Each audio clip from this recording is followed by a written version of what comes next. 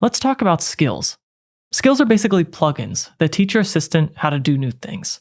Those could be things like connecting to your Google Workspace, managing your calendar, searching the web, or monitoring your inbox. Without skills, your assistant can chat and answer questions with your AI model, but with skills, it can actually take action.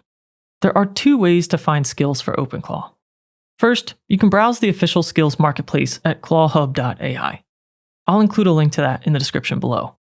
Or you can simply ask your bot directly, and because we're set up in Telegram, I can do that right here.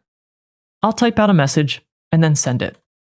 Because I've told OpenClaw that I'm a content creator, it's even going to pull some ones that are relevant to me right away.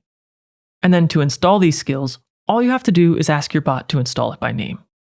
Then it will walk you through every step required to set it up. One quick note before you start installing skills.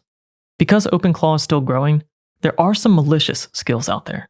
Before installing anything, check the VirusTotal security report on the skills page in ClawHub. Your assistant can actually help you review a skill before installing it, so don't hesitate to ask. You can see here that before I even asked it directly, OpenClaw is making a call out for the VirusTotal report.